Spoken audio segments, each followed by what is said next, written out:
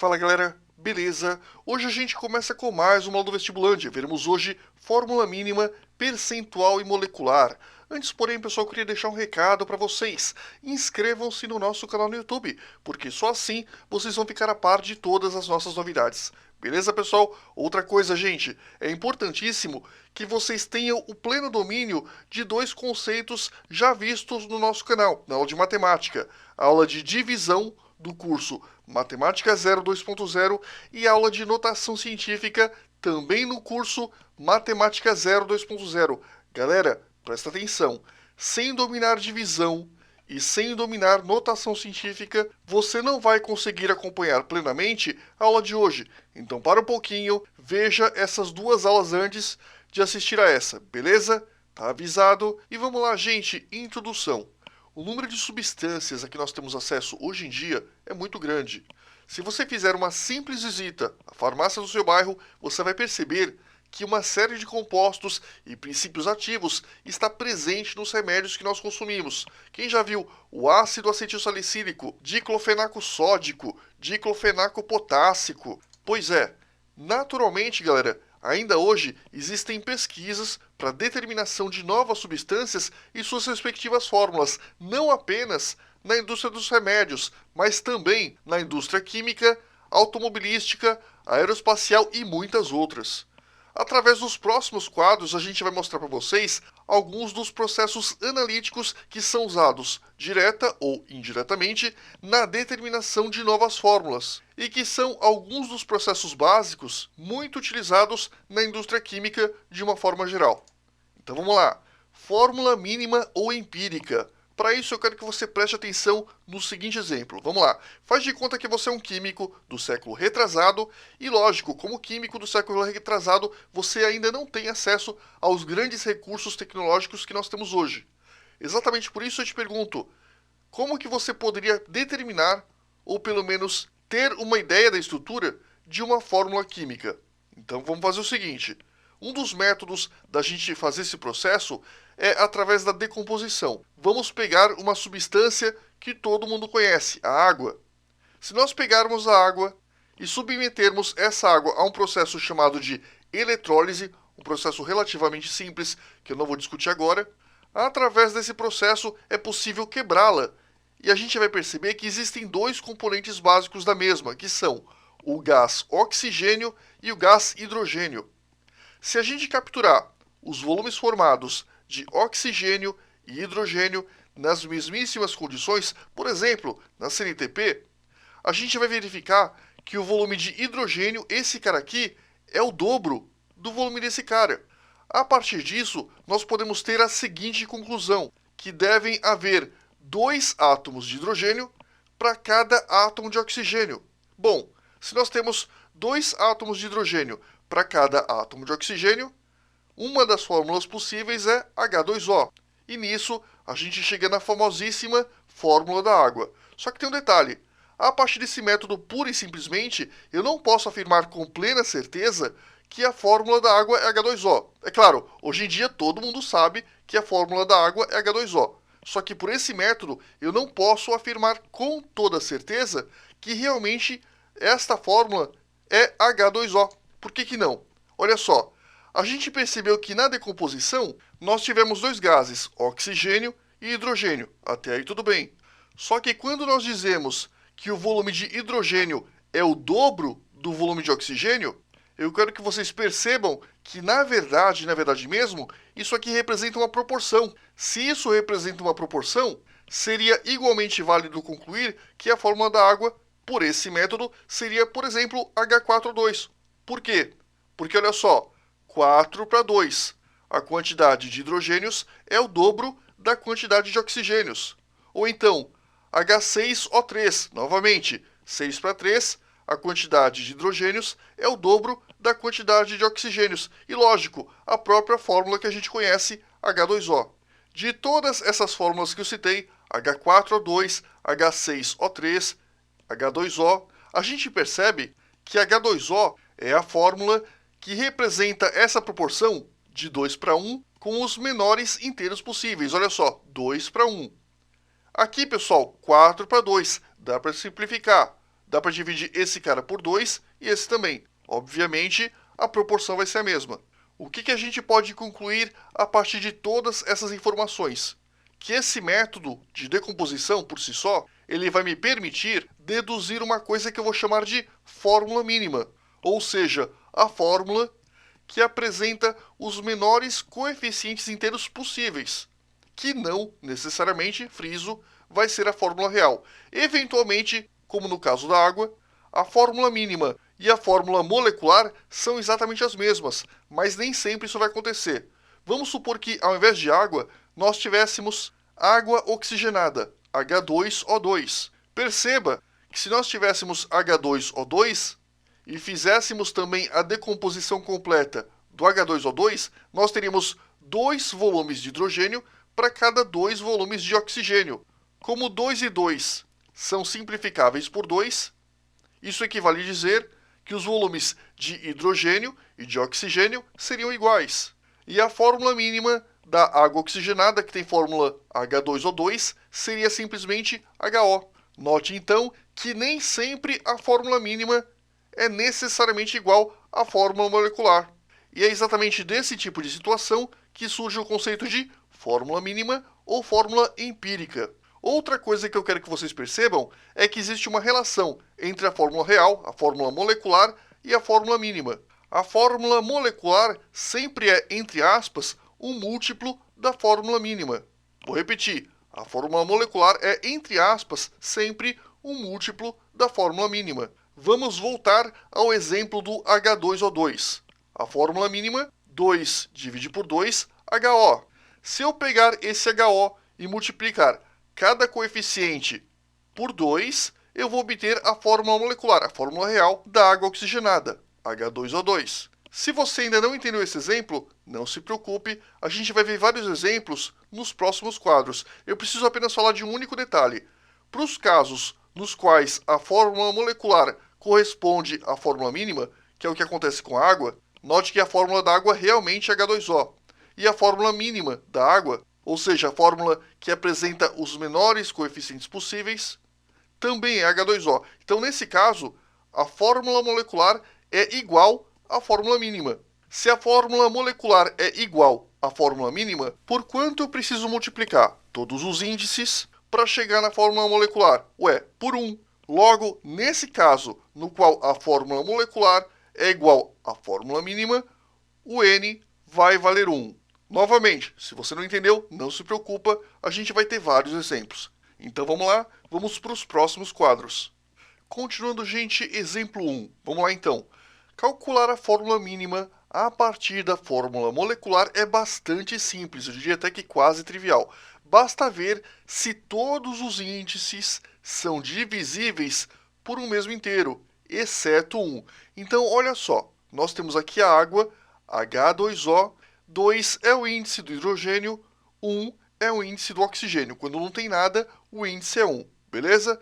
Então, o que você vai fazer? Você vai verificar se todos os índices são divisíveis pelo mesmo inteiro. Vou repetir, você vai verificar se todos os índices são divisíveis pelo mesmo inteiro. Se forem, basta que você realize a divisão e o resultado obtido vai ser o quê? A fórmula mínima. Caso contrário, a fórmula molecular é que vai ser igual à mínima. Então, nós temos a água. Perceba que nós temos 2 e 1. Pergunto para vocês, dá para dividir esses dois caras por um mesmo inteiro que é diferente de 1? Não, não dá. Isso significa que a fórmula mínima da água também é igual à fórmula molecular da água. Ou seja, no caso da água, a fórmula mínima é igual à fórmula molecular. Agora, observa esse exemplo. C6H12O6. Olha todos os índices. Pergunto para vocês, existe algum número, ou melhor, algum número inteiro, exceto 1, que é capaz de dividir todos esses números? Aí você vai me falar, que dá para dividir por 2, todos esses caras são pares, posso dividir por 3, mas cuidado, beleza, é verdade, mas você precisa, não está escrito aqui, mas eu estou complementando, você precisa pegar o maior inteiro possível. Pergunto para vocês, qual é o maior inteiro possível, diferente de 1, que é capaz de dividir todos esses índices. É o 6. Posso dividir 6 por 6, 12 por 6 e 6 por 6, claro. Fazendo essa divisão, 6 por 6 dá quanto? Dá 1. 1 eu não preciso colocar. 12 por 6 dá 2. E 6 por 6 novamente dá 1. Ou seja, a fórmula mínima da glicose é CH2O. Note agora que eu posso fazer o processo contrário. Eu posso pegar a fórmula mínima, multiplicar todos os índices por 6, que eu volto à fórmula molecular. 1 vezes 6 dá 6. 2 vezes 6 dá 12. 1 vezes 6 dá 6. Importante que você saiba converter tanto de mínima para molecular, como de molecular para mínima. Beleza? Pergunto para vocês, é difícil? Não, não é difícil. E aqui, mais para o final, tem uma dica importantíssima para vocês. Se um dos índices for 1, que é o menor inteiro possível, não vai ser possível simplificar ainda mais a fórmula. Olha novamente o caso da água, H2O. Qual que é o índice aqui? O índice é 1. Ou seja, como o índice do oxigênio já é 1, de cara não dá mais para simplificar. A fórmula mínima da água é igual à sua respectiva fórmula molecular. Aí é uma pergunta que as pessoas vão fazer. Mas, Nerk, quer dizer que só quando for 1 que não vai dar para simplificar? Não. Na verdade, o índice 1 é um índice de verificação imediata, mas ele não é o único caso. Mas já que você perguntou, vou complicar um pouquinho. Se todos os índices forem primos entre si, por exemplo, se aqui for 5 e aqui for 3, note então que nesse caso, quando os coeficientes são primos entre si, que não é possível simplificar ainda mais a fórmula, beleza? Exemplo 2, vamos lá. Calcular a fórmula molecular através da fórmula mínima também não é complicado, inclusive a gente vai ver isso agora. Desde que alguma informação adicional seja dada, como por exemplo a massa molar. Olha só, certo composto de ósmio possui fórmula mínima C4O4OS. OS significa ósmio. A análise da espectrometria da massa do mesmo revelou que a massa molar possui o valor de 906 gramas por mol.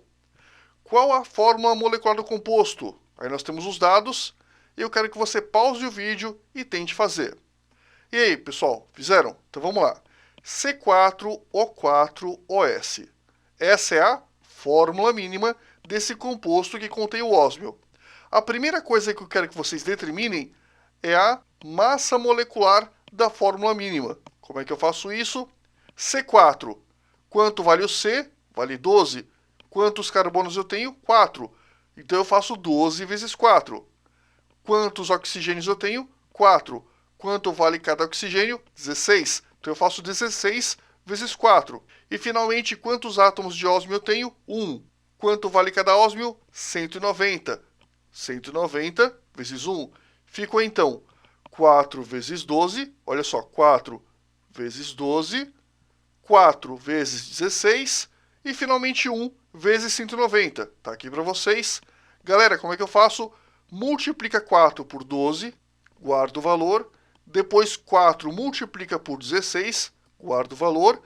1 multiplica por 190. Essa expressão, você tem que fazer primeiro a multiplicação, todas elas, depois a soma. Então, primeiro multiplica 4 por 12, guarda. Depois 4 vezes 16, guarda. Depois 1 vezes 190. Fazendo essa continha, você vai obter que 4 vezes 12 é o quê? 48. 4 vezes 16 é o quê? 64. E 1 vezes 190, 190. E 48, 64 e 190 somados vão dar 302U. Para tudo, presta o máximo de atenção. A fórmula mínima desse cara é 302U. Se a massa molar é 906 gramas por mol, vamos lembrar da aulinha passada. Lembra que a massa molar, o valor, é igual a massa molecular. O que muda é a unidade. Então, se a massa molar desse cara vale 906 gramas por mol, a massa molecular vale 906U. Muito bem. E eu quero que vocês percebam mais uma coisa. Se a mínima é 302 e a molecular é 906, por quanto que eu preciso multiplicar 302 para chegar em 906? Você, inclusive, pode fazer uma continha de divisão. 906 dividido por 302 vai dar o quê? Vai dar 3. Ou seja, para a gente chegar da fórmula mínima até a fórmula molecular, eu tenho que multiplicar por 3. Vai ficar C12, O12 e OS3. Então vamos fazer com bastante calma para você que ainda não entendeu. Vamos lá. Lembrando da relação fórmula molecular é igual a N vezes fórmula mínima. Isso a gente viu nos quadros passados. O que a gente tem, pessoal? Nós temos que a fórmula molecular é 906U, porque se a massa molar é 906 gramas por mol, a massa molecular 906U. Todo mundo concorda? Maravilha. Então a fórmula molecular 906U é igual a N, que a gente ainda não sabe, vezes a fórmula mínima. Qual que é a massa da fórmula mínima? É de 302U. Ficou então 906 é igual a N vezes 302. O que eu posso fazer? Eu posso pegar esse 302, passo para o outro lado dividindo, 906 por 302 vai dar 3, ou seja, N vale 3. Com base nisso, a gente vai utilizar novamente esta formulinha, e aí vai ficar assim, ó, fórmula molecular é igual a N vezes a fórmula mínima. O que eu faço? Fórmula molecular, que é o que eu quero saber, vai ser igual a N, quanto vale N? 3, vezes a fórmula mínima. Qual que é a fórmula mínima? C4O4OS. Multiplicando cada índice por 3, com quanto que a gente fica? C12O12OS3, que é a fórmula molecular do composto procurado. Ufa! E aí, difícil? Não é tão difícil. Eu acho que dá para entender. Então, qualquer coisa, pausa o vídeo, volta um pouquinho e insiste um pouquinho mais. Beleza? Vamos lá, gente. Exercício 1. Agora é você sozinho. Pausa o vídeo e tenta fazer. E aí, pessoal, fizeram? Um composto cuja fórmula mínima é CH2 apresenta massa molecular 84. Qual o número de átomos de hidrogênio por molécula desse composto? Aí nós temos os dados e a gente vai fazer.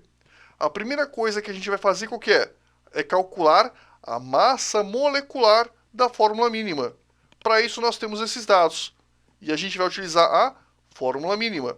Nós temos o CH2. O C vale 12, o H vale 1. Então eu vou fazer 12 vezes 1, porque eu tenho 1 carbono, está aqui para vocês, mais 2 vezes 1, porque 2 hidrogênios vezes a sua respectiva massa, 1U. Ficou então 12 vezes 1 dá 12, 2 vezes 1 dá 2, 12 mais 2, 14U. Logo, a massa molecular da fórmula mínima CH2 é 14U. Maravilha, guarda essa informação. Vamos para o passo 2. A gente vai lembrar que a fórmula molecular é igual a N vezes a fórmula mínima. Com base nisso, olha o que a gente vai fazer. Galera, quanto vale a fórmula molecular? Pelo enunciado, 84. N é o que eu quero achar, vezes a fórmula mínima, que eu acabei de encontrar, 14. 84 é igual a N vezes 14. Pego o 14, que está multiplicando, jogo para o outro lado dividindo. Ficou então 84 sobre 14 igual a N. 84 por 14 costuma dar 6, né? Logo, N é igual a 6. E finalmente vamos para o passo 3. Novamente vamos utilizar a fórmula molecular é igual a N vezes a fórmula mínima. E vamos ver o seguinte. Fórmula molecular é igual a N vezes a fórmula mínima. Só que quanto vale o N? 6. Quanto vale a fórmula mínima? CH2. Portanto, fazemos 6 vezes CH2. Cada índice vai ser multiplicado por 6. Fica então C6H12, né? Porque 1 vezes 6 dá 6, 2 vezes 6 dá 12. C6H12 é então a fórmula molecular. Só que cuidado, não acabou ainda. O enunciado quer que você responda qual o número de átomos de hidrogênio por molécula desse composto. A resposta é 12. Resposta, 12 átomos de hidrogênio por molécula. E aí, difícil? Não, eu acho que agora você já está pegando o jeitinho. Continuando, gente, agora a gente vai mudar radicalmente de assunto, ou não tão radicalmente assim, mas vamos falar de cálculo de porcentagem. Por que isso? Porque nós precisamos daqui a pouquinho falar de fórmula percentual. E não dá, obviamente, para falar de fórmula percentual se você não sabe fazer o cálculo de uma porcentagem simples. Então a gente vai fazer uma revisão. Então vamos lá. Antes de eu fazer, pausa o vídeo e tenta você fazer. E aí, pessoal, fizeram? Vamos lá então. Imagine que os irmãos André, Bernardo, Caetano, A, B e C de propósito, né, gente? Receberam um conjunto de 50 balas que deveriam ser repartidas aleatoriamente entre eles, vulgo na porrada, né?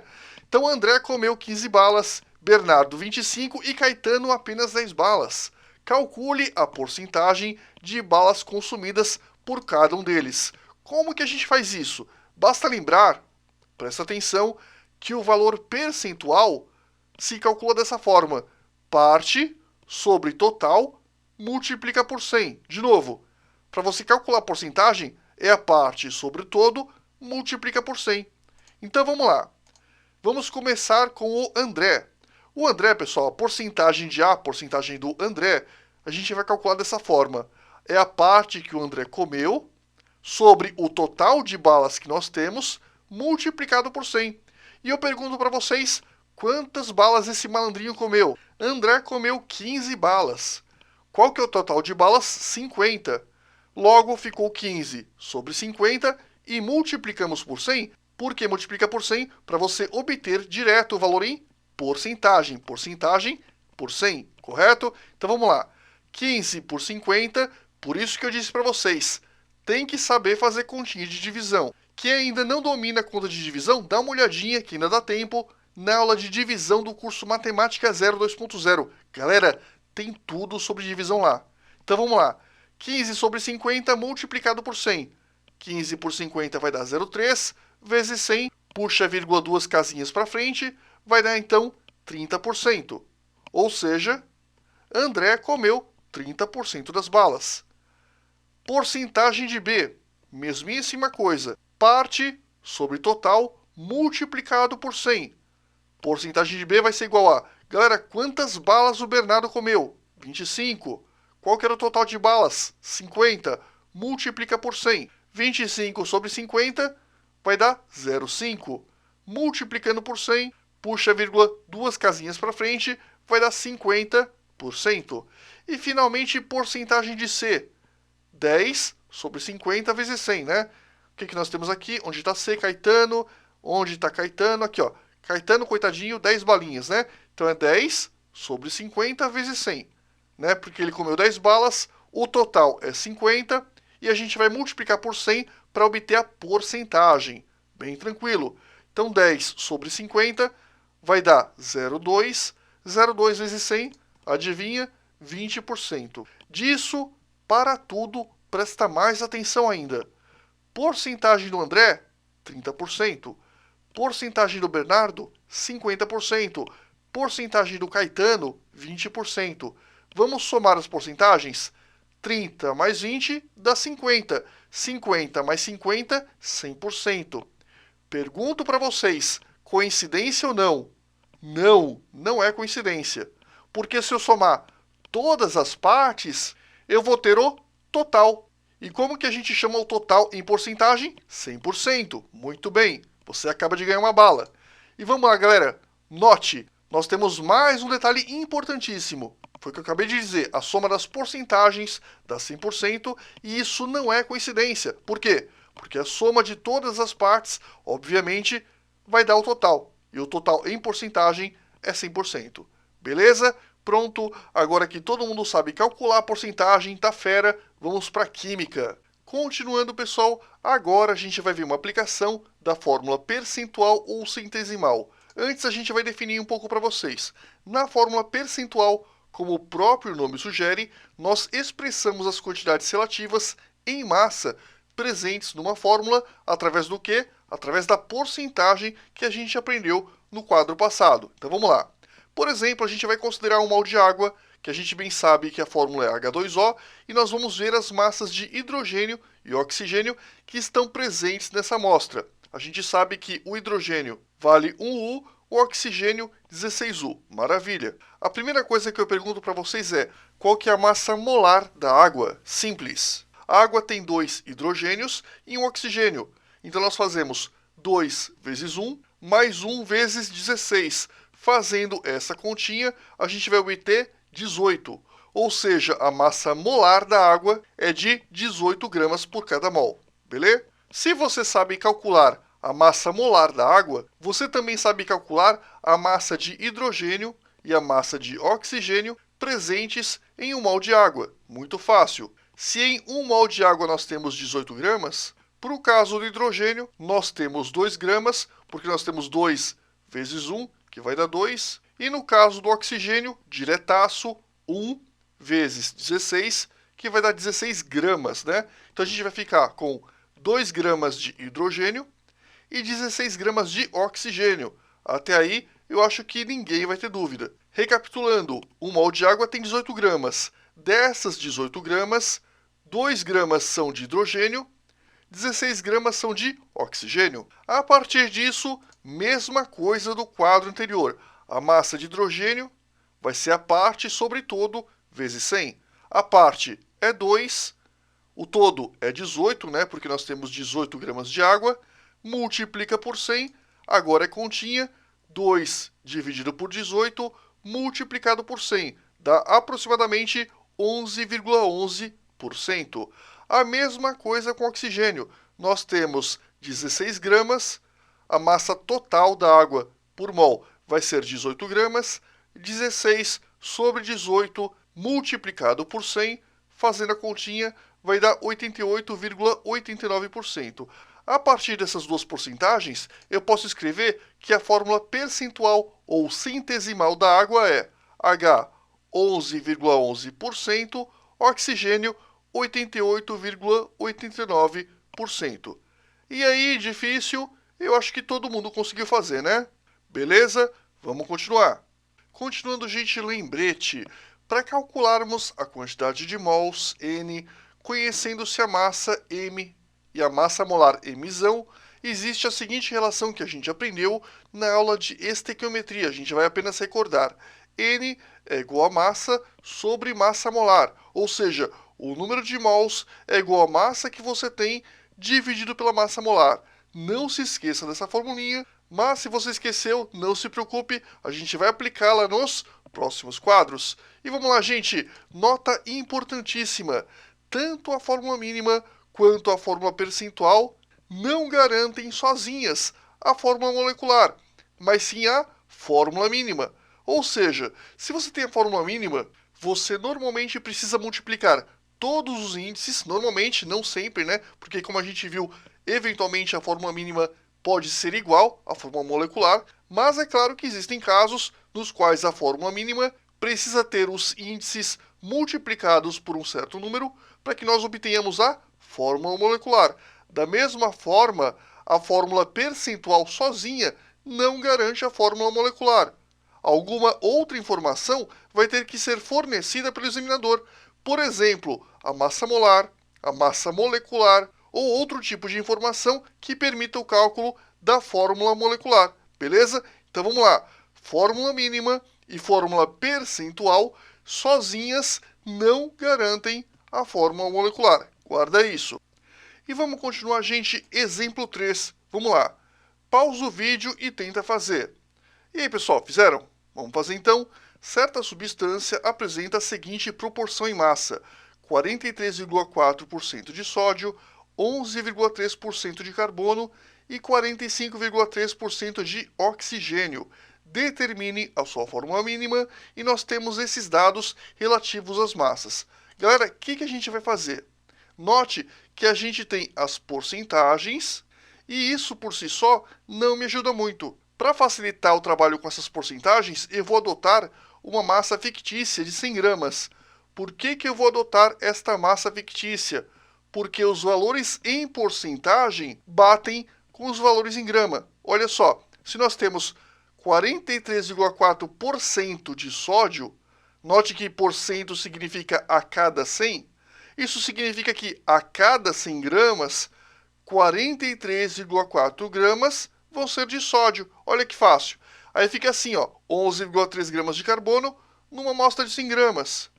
45,3% de oxigênio, quer dizer que nós temos 45,3 gramas de oxigênio numa amostra de 100 gramas. Perceba, entre aspas, numa amostra de 100 gramas, basta que você troque a porcentagem pelo valor em grama. Isso ajuda muito na hora de calcular. Então, maravilha.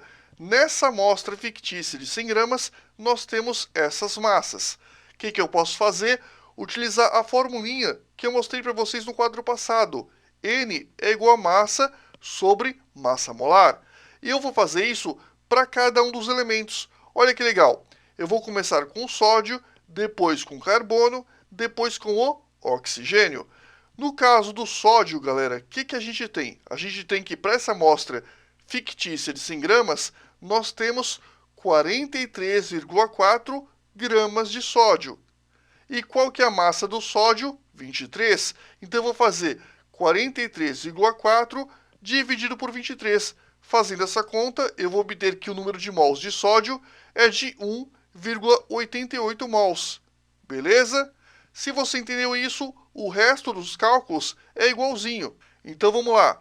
No caso do carbono, adivinha? Muito bem. Eu vou fazer número de mols de carbono, vai ser igual a massa que nós temos de carbono, dividido pela respectiva massa molar de carbono, que vai ser 12 gramas por mol. Né? Se a massa molecular vale 12 U, obviamente a massa molar vale 12 gramas. Eu acho que todo mundo lembra disso. Então a gente vai fazer 11,3 por 12, que vai dar 0,94. E finalmente, a gente vai fazer o mesmo cálculo para o oxigênio. Eu vou fazer 45,3, porque eu tenho 45,3 gramas de oxigênio nesta amostra fictícia, e vou dividir pela respectiva massa de oxigênio, que é 16. Fazendo a continha, 2,83 mols. Presta atenção, ficou 1,88, 0,94, 2,83. O que eu vou fazer? 1,88, 0,94, 2,83. Vou pegar esses mesmos índices, que obviamente são índices quebrados, e vou colocar respectivamente para o sódio, para o carbono, para o oxigênio. Tá aqui, sem dificuldades. NERC, posso trocar? Não, né?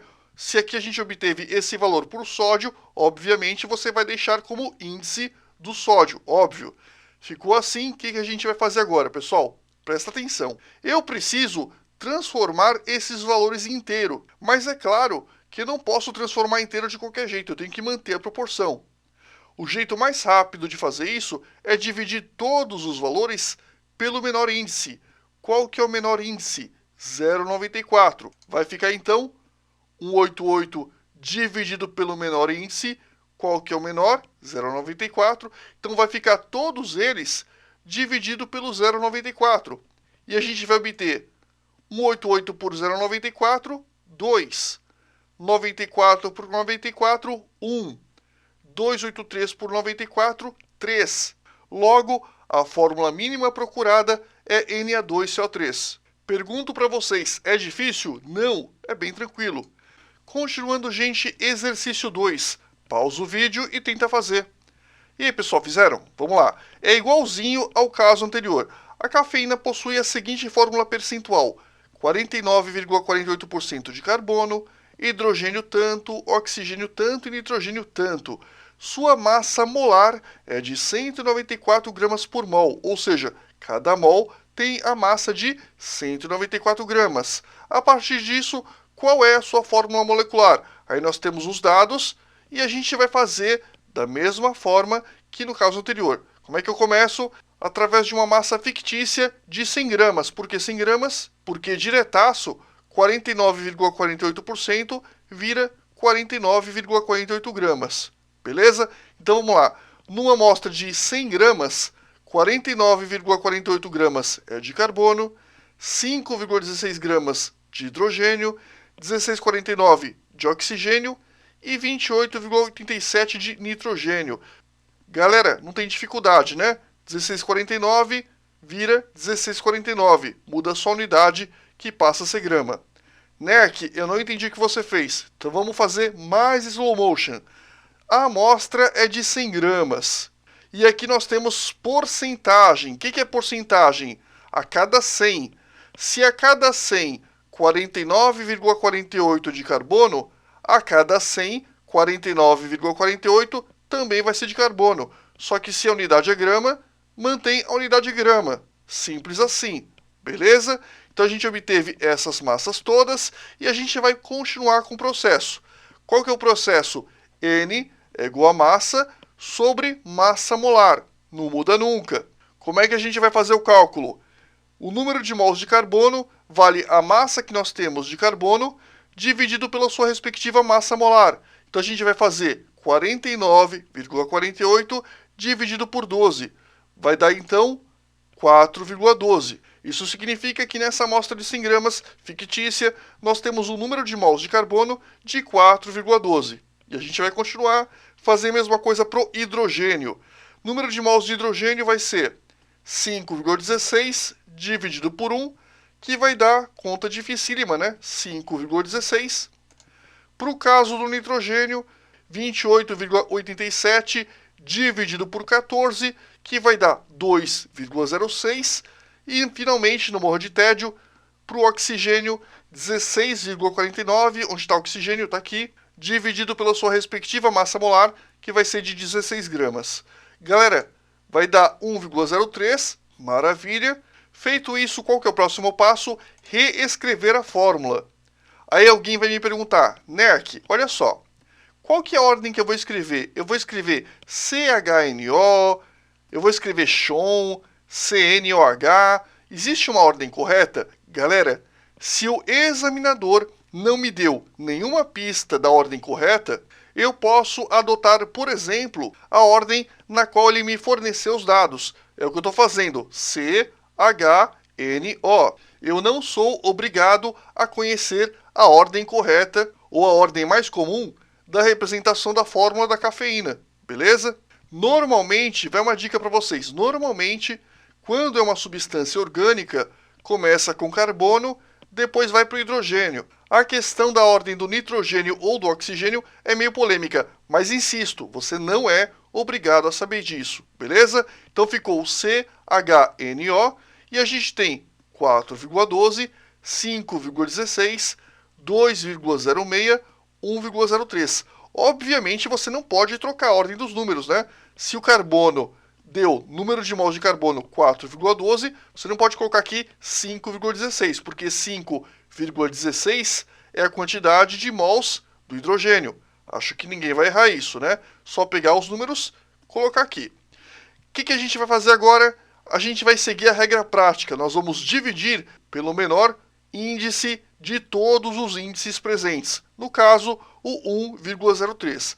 Então, divido tudo por 1,03. Fazendo isso, eu vou obter 4,12 por 1,03. 4, esse cara por esse 5, esse por esse 2, esse por esse 1.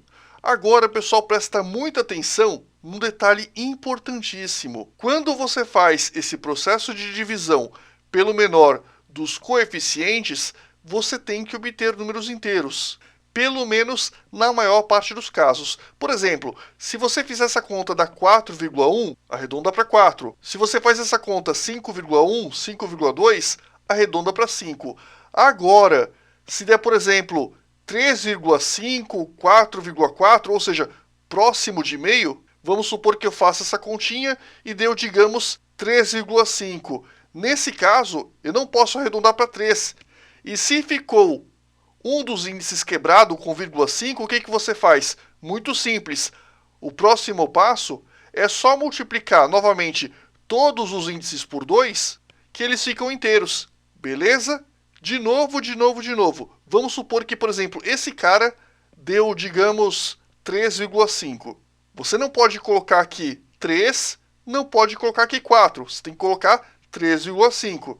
Aí você vai ter um monte de coeficientes inteiros e está lá o 3,5. O que você faz? Multiplica tudo por 2, porque o 3,5 vezes 2 vai dar 7. E aí sim você vai ter todos os coeficientes inteiros. Beleza? Ficou claro? Coloca 10 mil asteriscos porque essa informação é importante. Então, maravilha. A gente obteve aqui a fórmula mínima C4H5N2O1 e a gente vai calcular a massa molar desta fórmula mínima para comparar com a massa molar real, né? Ou seja, a massa molar da fórmula molecular. Vamos lá. Note que a fórmula mínima acima possui metade, espera um pouquinho, vamos ver se é isso mesmo, 4 vezes 12, mais 5 vezes 1, mais 2 vezes 14, mais 1 vezes 16. Vamos ver. 4 vezes 12, 5 vezes 1, 2 vezes 14, 1 vezes 16. Aqui é continha. Fazendo essa continha, você vai obter que esta fórmula mínima possui uma massa molar de 97 gramas por mol. Maravilha! Só que a massa molar real é de 194 gramas por mol. Então eu pergunto, desse cara, para chegar em 194, por quanto você precisa multiplicar 97? Detalhe, tem que ser um número inteiro, obviamente, para chegar no 194. Um jeito fácil de você fazer isso é pegando o 194 dividido por 97. Ou mesmo de cabeça, né? Olha só, 97 está próximo de 100. 100 vezes 2 dá mais ou menos 200, né? Então, realmente, eu multiplico esse cara por 2 para chegar nesse valor. Maravilha! Isso significa que eu vou multiplicar todos os coeficientes por 2 para chegar na massa molar real, na massa molar da fórmula molecular. Então, de novo, porque foi um pouco rápido. O que você tem? Você tem a fórmula mínima, calcular a massa molar dessa fórmula mínima é muito fácil, vai dar 97 gramas, perfeito. E a gente sabe que 97 é o quê? É a massa da fórmula mínima. Só que não é isso que eu quero achar. O que eu quero achar? Eu quero achar a massa molar real, né? A massa molar da fórmula molecular. Eu sei que essa massa molar real é de 194 gramas por mol. Já essa é 97 gramas por mol, a metade. Então pensa comigo, se a fórmula mínima é a metade, por quanto que eu tenho que multiplicar cada um desses caras para chegar na real? Ué, se ela é metade, eu tenho que multiplicar por 2, né? Então vamos lá. Vai ficar C8, multiplica por 2, 4 vira 8, o 5 vira 10, o 2 vira 4 e o 1 vira 2. E aí, pessoal, acertaram? Parabéns! Continuando. Exercício 3. A gente vai fazer por regra de 3. Pausa o vídeo e tenta fazer. E aí, pessoal, fizeram? Vamos lá. Enem 2010. Todos os organismos necessitam de água e grande parte deles vive em rios, lagos e oceanos. Olha que romântico. Os processos biológicos, como respiração e fotossíntese, exercem profunda influência na química das águas naturais em todo o planeta. O oxigênio é o ator dominante na química e na bioquímica da hidrosfera, devido à sua baixa solubilidade em água, que é de 9 mg por litro a 20 graus Celsius.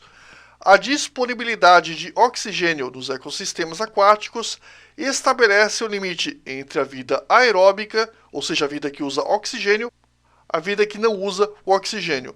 Nesse contexto, um parâmetro chamado demanda bioquímica de oxigênio, DBO, foi definido para medir a quantidade de matéria orgânica presente em um sistema hídrico. A DBO corresponde à massa de O2 em miligramas, presta atenção, necessárias para realizar a oxidação total do carbono orgânico em 1 litro de água. Aí nós temos o seguinte, nós temos aqui as massas molares, maravilha, e suponha que 10 miligramas de açúcar, cuja fórmula mínima é CH2O, e massa molar 30 gramas por mol, obviamente é a massa da fórmula mínima, são dissolvidos em 1 litro de água, e a pergunta é, em quanto a DBO vai ser aumentada? Então vamos lá, eu peguei 10 miligramas de açúcar, dissolvi em 1 litro de água, e a gente sabe que a DBO, novamente, vai corresponder à massa de oxigênio em miligramas necessárias para realizar a oxidação total do carbono orgânico em 1 litro de água. Ou seja, o carbono que está presente nesse açúcar vai reagir com o oxigênio dissolvido na água. E galera, uma coisa que você tem que saber, a oxidação do carbono vai produzir gás carbônico e água. Eu acho que deve ser a 5ª ou 6ª questão do Enem que tem praticamente a mesmíssima equação. Então, se você ainda não decorou esse tipo de equação, guarda, porque pelo visto ela despenca. Eu já falei isso várias vezes aqui, beleza? Então, olha só. CH2O mais O2 vai produzir gás carbônico e água. A equação aqui já está balanceada porque tudo em relação à fórmula mínima, como o próprio enunciado mostra para vocês. E a gente percebe que, como está balanceado, 1 mol desse açúcar necessita também de 1 mol de oxigênio para reagir. Qual que é a massa molar desse açúcar? 30 gramas. Qual que é a massa molar do O2?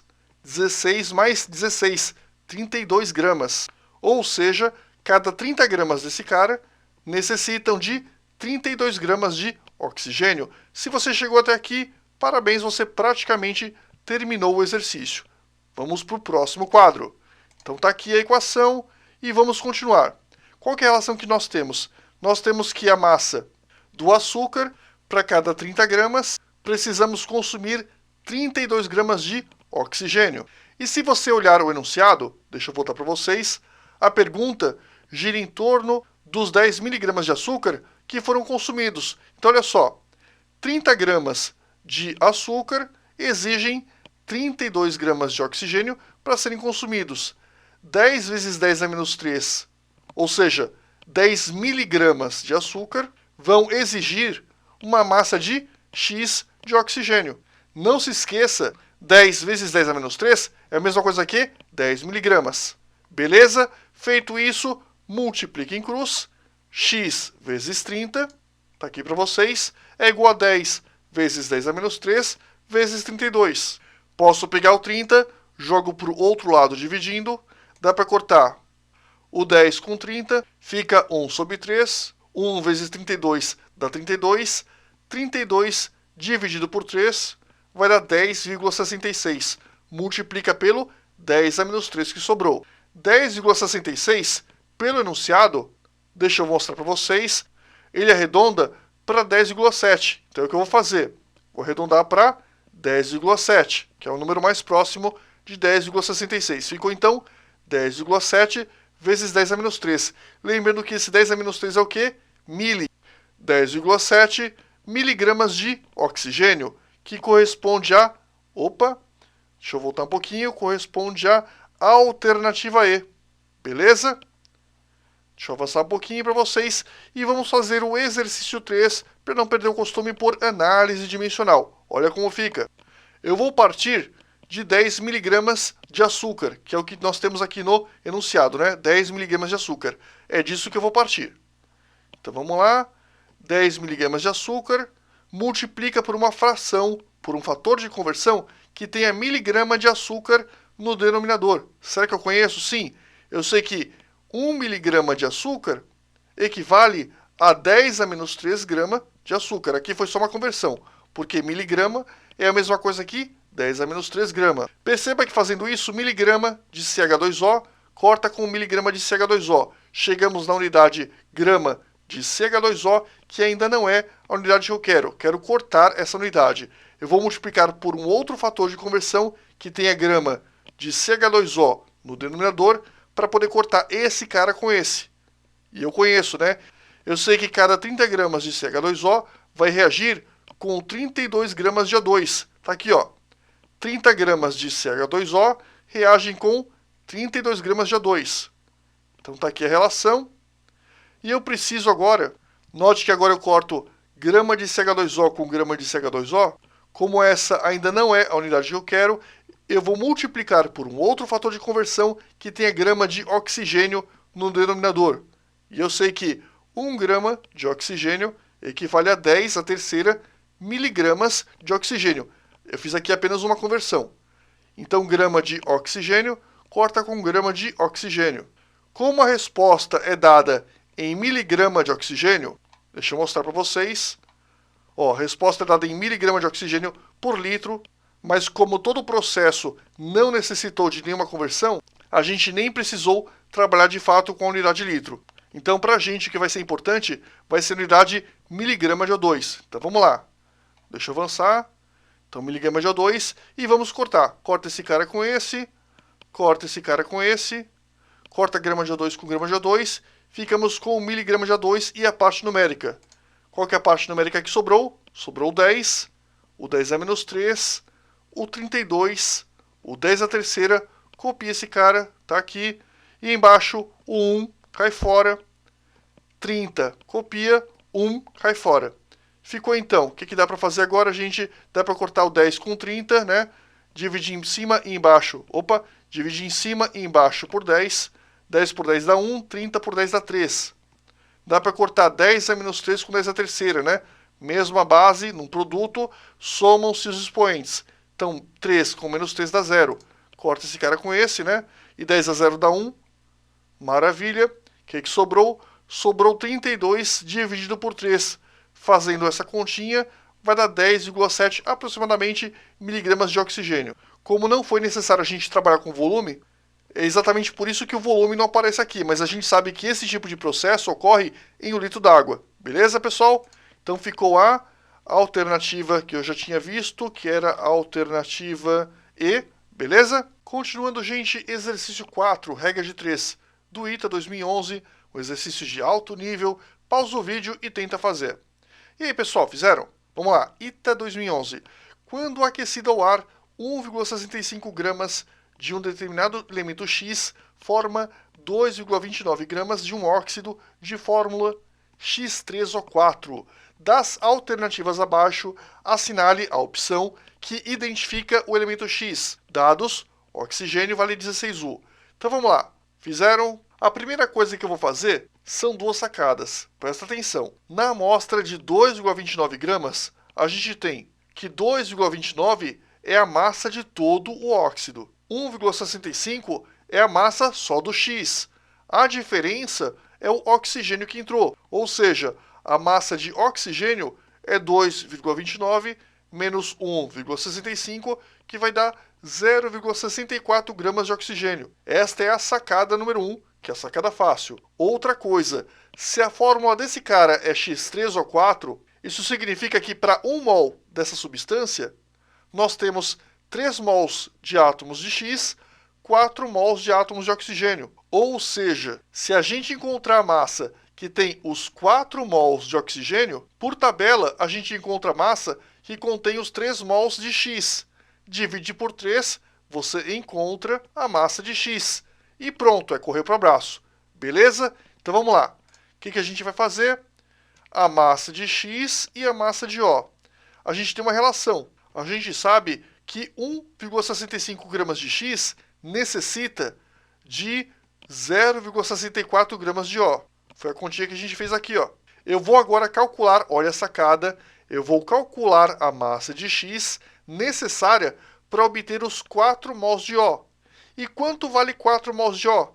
64 gramas, porque o oxigênio tem massa atômica 16. Logo, 16 vezes 4, 64. Quer dizer que 4 mols de átomos de oxigênio tem massa de 64 gramas. Beleza? Pronto, essa é a parte mais difícil do exercício. Entendeu isso? Praticamente morreu. Multiplica em cruz, eu vou ter y vezes 0,64 é igual a 64 vezes 1,65. O que dá para fazer? Eu posso pegar esse 0,64 que está multiplicando, jogo para o outro lado dividindo. E eu vou ter 64 dividido por 0,64. 64 por 0,64, galera, de cabeça, né? 100. E 100 vezes 1,65 vai dar 165 gramas. E olha que 10, esses 165 gramas vão corresponder a 3 mols de X. Quanto vale 1 mol de X? 1 mol de X vale 165 dividido por 3, que vai dar 55. Como o número 55 é igual para a massa atômica, isso significa que o elemento procurado tem massa mais ou menos de 55U. Vamos ver aqui, ó, antimônio, muito grande e tal. Esse cara aqui, ó, manganês, mais ou menos 55U. Portanto, nós temos a alternativa D como correta. Beleza? Difícil? Nem tanto, né? Exercício 5, vamos lá. ITA 2007, pausa o vídeo e tenta fazer. E aí, galera, fizeram? Esse eu acho até menos difícil que o outro. Vamos ver o que você acha. Vamos lá. Uma amostra de 1,222 gramas de cloreto de bário hidratado BaCl2NH2O é aquecida até a eliminação total da água de hidratação, resultando em uma massa de 1,042 gramas. Com base nas informações fornecidas e mostrando os cálculos efetuados, determine dados: bário 137,33, cloro 35,45, hidrogênio 1,01, oxigênio 16,00. Galera, antes da gente começar, eu quero ressaltar uma coisa importantíssima: a precisão dos dados do problema. Olha só, ele mostra três algarismos aqui.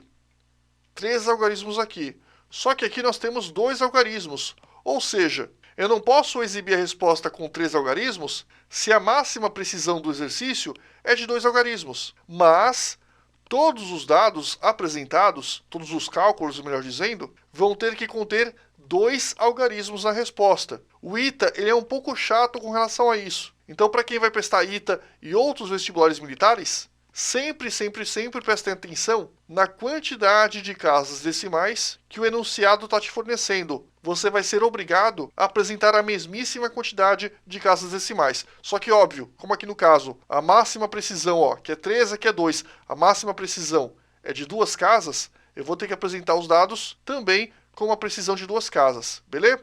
Então vamos lá. O número de mols de cloreto de bário. O que eu faço? Vamos lá. Primeiro nós temos essa formulinha, né? Nós temos aqui o cloreto de bário N hidratado, que por aquecimento fornece BaCl2, ou seja, o cloreto de bário anidro, mais o NH2O, que significa que nós temos uma quantidade N de moléculas de H2O que são liberadas através do aquecimento do cloreto de bário, beleza? Quais as informações que nós temos? Que o BaCl2NH2O tem massa de 1,222 gramas. O BaCl2 tem massa de 1,042 gramas. A diferença, obviamente, é a massa de água que saiu do sistema por evaporação. Só que perceba o seguinte, eu não vou fornecer a massa de água com 3 casas, de novo, porque a máxima precisão é de 2 casas. Então vamos lá, ficou 1,222, 1,042, 0,18. O que dá para fazer agora, pessoal? Massa de BaCl2, ou melhor, massa molar de BaCl2. Como é que eu faço isso? O Ba é 137,33, o Cl é 35,45, como nós temos 2Cl, duas vezes esse valor. Fazendo essa continha, eu vou obter então 208,23, duas casas, né, gramas por mol. Isso significa que a massa molar do BaCl2 anidro vale 208,23 grama por mol. Beleza? O que eu vou fazer agora? Massa molar da água. Mesma coisa, né? Nós temos que a água vai ser 2 vezes 1,01 mais um átomo de oxigênio 16U. Então vai ser 2 vezes 1,01 mais 16, vai dar 18,02 grama por mol. E com base nessas informações, eu posso utilizar a boa e velha formulinha que a gente conhece, que é N é igual a massa sobre massa molar. Então vamos lá. Para o cloreto de bário, vai ficar 1,222 dividido pela sua respectiva massa molar, que é de 208,23. Fazendo essa continha, eu vou obter aproximadamente 5,00, duas casas, vezes 10 a menos 3, mol. E se eu fizer a mesma coisa para a água, eu vou obter 0,18, que é a massa que nós temos em gramas de água, dividido pela massa molar da água, que nós temos que é 18,02. Então 0,18 por 18,02 vai dar 0,01, que significa 1,00 vezes 10 a menos 2 mol. Então para o bário, ou melhor, para o cloreto de bário, nós temos 5,00 vezes 10 a menos 3 mol. E para a água nós temos 1,00 vezes 10 a menos 2 mol. Para tudo, presta o máximo de atenção. Calculamos o número de mols de cloreto de bário, item A. Muito fácil, né? Acho que ninguém tem dúvidas nisso. Calculamos o número de mols de água, ridiculamente fácil. A parte ruim, claro, é a parte da divisão, mas o cálculo em si, conceitualmente falando, ele é muito fácil. E agora, pessoal, tem o item C. Como é que a gente faz o item C? Pensa um pouquinho.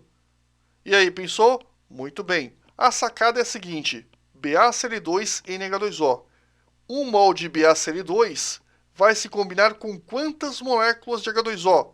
Pronto, essa é a sacada. Se você conseguiu pensar nisso, você matou o item C. Então, ao achar a quantidade de águas que se relacionam com 1 mol de BaCl2, você automaticamente encontra a quantidade de águas presentes nessa molécula. É o que a gente vai fazer. Deixa eu voltar e te mostrar uma coisa importante. Olha só. Esse cara vai se combinar com a água na proporção de 5 vezes 10 a menos 3 para cada 1 vezes 10 a menos 2. Só que não é isso que eu quero saber. Eu quero saber, se eu tiver 1 mol desse cara, quantos mols desse cara eu preciso ter? Então é essa a regrinha de 3 que eu vou fazer. Mols de BaCl2 relacionados com mols de H2O.